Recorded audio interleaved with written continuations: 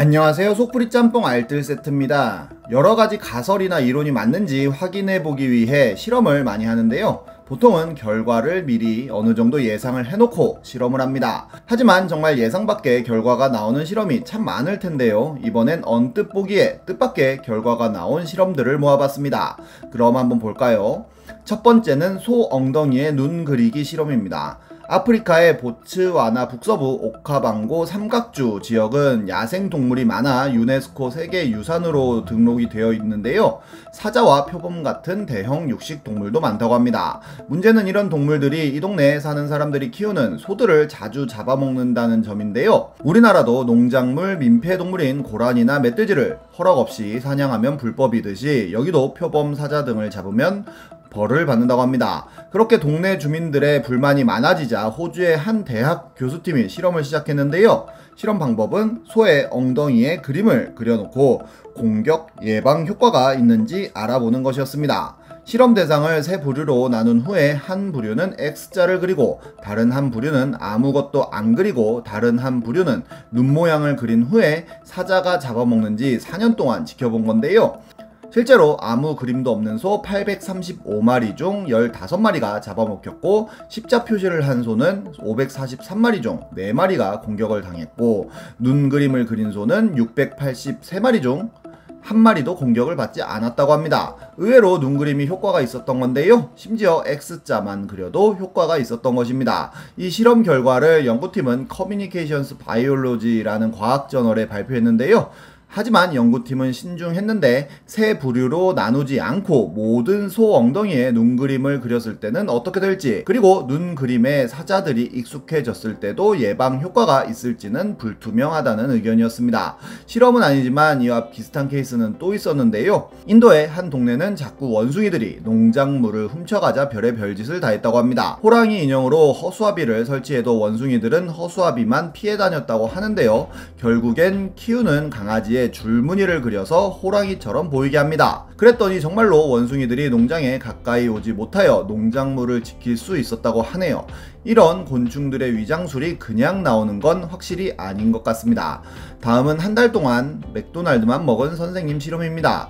슈퍼사이즈 미라는 영화가 2004년 히트를 친 적이 있는데요. 직접 30일 동안 삼시세끼를 맥도날드로만 먹으면 어떻게 될까라는 생각으로 영화 내내 맥도날드만 먹으면서 본인의 건강을 측정하는 영화입니다. 영화상에서의 감독은 체중이 11kg 증가하고 구토, 우울, 간질환, 성기능 감퇴 등 굉장히 많은 건강상의 문제가 생겼고 이를 회복하는 데만 1년이 걸렸다고 하는데요. 언뜻 보면 맥도날드 때문일까 싶기도 하지만 사실 영화상에서 그는 매일 슈퍼사이즈로 5000kcal 이상을 먹는 모습을 보여주는데 30일 동안 삼시세끼를 김밥 천국이나 절밥으로만 먹어도 5000kcal를 먹으면 살이 찌는 건 마찬가지일 것 같습니다. 어쨌든 영화는 65,000달러로 제작되어 2천만 달러가 넘는 흥행을 하여 초대박을 쳤고 많은 사람들이 맥도날드는 건강에 나쁘다는 인식을 자연스럽게 가지게 됩니다. 우리나라에도 한국판 슈퍼사이즈 미를 제작한다며 환경활동가가 맥도날드와 롯데리아만 먹기도 했는데 실험 참가자의 건강이 너무 안 좋아졌다며 24일 만에 제작이 중단되기도 했습니다. 이를 보고 감명을 받았는지 미국의 존 시스나라는 과학 선생님은 학생들이 맥도날드에 자주 가는 것을 보고 맥도날드가 해롭다는 걸 보여주기 위해 직접 본인이 매일 맥도날드를 먹으면서 신체를 측정하는 실험을 하는데요. 30일도 아닌 무려 90일간 모든 식사를 맥도날드에서 해결했다고 합니다. 그런데 슈퍼사이즈 미와는 달리 FDA 건강 가이드라인에 따라 하루 2000kcal만 먹었다는데요. 90일 후에 그는 16kg나 살이 빠졌다고 합니다. 게다가 콜레스테롤 수치까지 현저히 낮아졌다는데요. 노저울 기회라고 생각했는지 맥도날드는 90일을 더 실험해보자고 그에게 제안했고 3개월 동안 11kg를 더 빼서 결국 6개월간 27kg를 빼는 엄청난 다이어트에 성공합니다. 웬만한 다이어트법보다 큰 성과를 보여준 건데요. 결국 그는 맥도날드 홍보대사가 되어 전 세계를 돌아다니면서 홍보하고 있다고 하고 나의 맥도날드 다이어트라는 책도 썼다고 합니다. 실제로 그가 먹은 하루의 세끼 메뉴라고 하는데요. 결국엔 먹는 칼로리가 가장 중요한 것 같습니다. 비슷하게 얼마 전에 미치 펠더호프라는 게사료 회사 사장님이 품질을 증명하겠다며 한 달 동안 개밥만 먹는 일이 있었는데요. 도시락까지 싸가면서 여러가지 요리법으로 개밥만 먹은 결과 몸의 모든 수치가 정상으로 돌아오고 13kg나 빠졌다고 합니다. 맛있는 개밥 나오면 다이어트용으로 잘 팔릴 수도 있겠네요. 다음은 동공 크기가 지능에 영향을 미치는지에 대한 실험입니다. 눈 크기와 지능이 무슨 상관인가 하는 생각부터 들 텐데요. 미국 조지아 공대의 한 연구팀은 눈 동공 크기와 지능의 관계에 주목했고 실제로 실험에 들어갑니다. 아틀랜타 주민들 500명을 대상으로 시선 추적 장치를 이용해 동공 크기를 관찰한 후에 사고력, 주의력, 기억력 테스트를 진행한 건데요. 결과적으로 동공의 크기가 클수록 이런 테스트에서 좋은 성적이 나왔다고 합니다.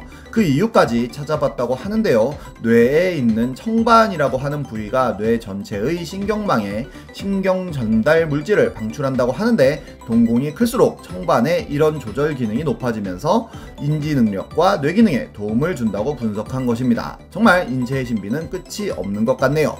이렇게 워낙 실험 결과에 예측이 불가능하다 보니 아예 주작을 하는 경우들도 생기는데요. 아예 실험 조건을 훼손시키는 방법으로 교묘하게 원하는 결론을 내는 것입니다. 가장 유명한 건 스탠퍼드 감옥 실험일 텐데요. 참가자에게 수감자와 교도관의 역할을 부여한 후 역할극을 했더니 사람들이 과몰입하여 수감자는 점점 정신붕괴 증상이 올 정도로 굉장히 피폐해졌고 교도관 역은 나중에 가혹행위까지 할 정도로 폭력적이 되어 2주간 하려고 했던 실험이 5일 만에 끝났다는 레전드 실험입니다. 결국엔 권력이 생기면 남용을 하게 되더라는 인간의 본성에 대한 결론을 냈습니다. 이는 영화로 나올 정도로 굉장히 유명했던 실험이기도 한데요. 수십 년 뒤 공개된 미공개 녹취에서 연구원들이 교도관 역할 참가자들에게 수감자들한테 막대하라고 부추긴 정황들이 드러납니다. 간수 역할을 했던 데이브 에셀먼은 거친 행동은 일종의 애드리브였다라고 하기도 하고 정신붕괴로 발작을 일으켰던 죄수 역할 역시도 연기로 발작을 했다고 인정을 하기도 했습니다. 그래서 BBC에서 똑같은 조건으로 다시 실험했더니 오히려 교도관들이 더 쫄았다고 하네요.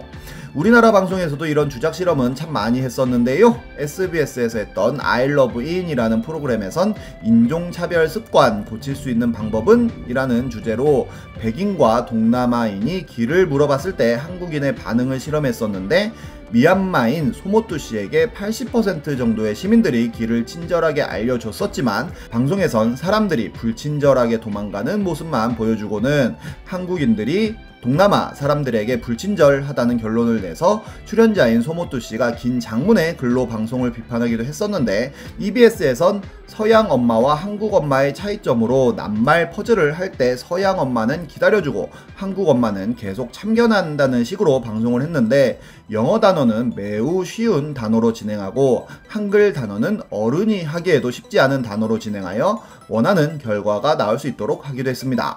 금동, 미륵, 보살, 반가, 사유상은 정말 선 넘은 것 같습니다. 이런 실험들을 통해 많은 걸 배울 수 있다고도 느끼는데요. 재미난 실험들 많이 나오면 좋겠네요. 적어도 주작은 안 했으면 좋겠습니다. 지금까지 속풀이 짬뽕 알뜰 세트였습니다.